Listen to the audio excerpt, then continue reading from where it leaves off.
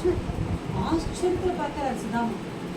குருகுலத்தில் அன்னைக்கு குருமாதா விறக சேகரிச்சு வர சொன்ன போது போனோம்னே காட்டில் மாட்டினோம், மழை பொழிஞ்சுட்டு மேலே உட்காந்துருந்தாங்க. நீ கூட சாப்பிட்டுருக்கியே சுதாமா.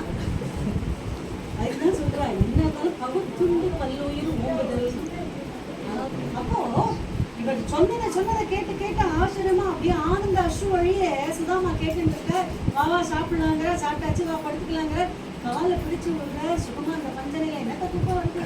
பேசி பேசி பொழுதெல்லாம் போயிட்டு அடுத்த நாள் கிளம்புற எல்லாரும் பார்த்தா ஒன்றும் கையில இவ்வளவு சொத்துக்களுக்கு அதிபதி இல்லையா, துவாரகாபதி இல்லையா, சேவர்கள்லாம் ஆச்சரியமா பார்க்கற. முன்னாடி சொன்னா எனக்கு கொடுத்துட்டு இருப்பாளே, ஒண்ணுமே இல்லை, என்ன கொடுக்கறதுன்னு தெரியலையேன்னு அப்படி தொடச்சு பறித்து அந்த அவலை எடுத்து ஒரு வாய் போட்டு, அவலா ரொம்ப பிடிக்குமேனு அடுத்த அவல்ல கையில் போட்டோடனே நம்ம ஆட்கள்லாம் சொன்னா, இதெல்லாம் அடுத்த வாய் போட்டுட்டோன்னா பிச்சைக்காரி ஆயிடுவா லட்சுமி, ருக்மிணியை பாட்டு நானே இப்படி சேவகம் பண்ணணும், அதனால அவ தடுத்தாங்க. இல்லை, வியாக்கியானம் அது இல்லை. ஒரு வாய் போட்டுட்டே அதுக்கே சமருத்தியா இருக்கு.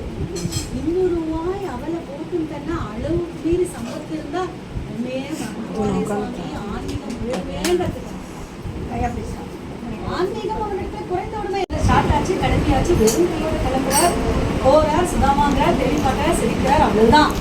வழியில நாராயண பட்டேஸ்வரர் வழியில தான் ஞாபகம் வந்துதான், ஓஹோ அவ சொன்னாலே ஒன்றும் கேட்கலையே பரவாயில்ல அப்படின்னு சொல்லி அவர் நுழையிச்சு. அந்த 3 பேரே சுதாமா போய் அழகான ஆபரணங்கள்லாம் பூண்டு ஒரு பெண் நமஸ்காரம் பண்ணும்போது சுவாமின்னு போது தான் தெரியுது, குரலை வச்சு கண்டுபிடிக்கிறார் தன்னுடைய மனைவி கண்டலாடை அப்படின்னு அந்த சுக்ஷுமாதான் இவ்வளவு அழகா லக்ஷ்மி கடாட்சமா வந்து பண்றா.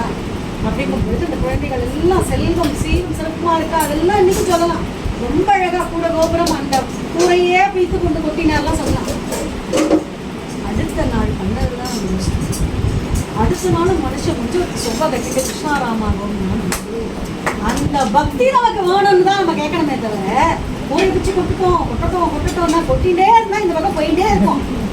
சலாதான் நம்ம கிட்டே இருந்து யாராலும் பறிக்க முடியாத ஒரே சொத்து அந்த பக்தியில நம்ம சேர்த்து நாமா எட்டாவது பேங்க் அக்கௌண்ட்ல நம்ம சேர்த்து வைக்கிற நாமா அந்த புண்ணியம் தான் நமக்கு பின்னாடி வரப்போற அந்த குழந்தைகளுக்கு நம்ம சேர்த்து வைக்கணும். சொத்து காசு செகண்ட் சேர்த்து வைக்க வேண்டியது இந்த புண்ணியம் மட்டுமே. இதை சொல்லி கொடுக்கின்ற இந்த சுதாமாவுடைய சரிதத்தை படிக்கிறோம்.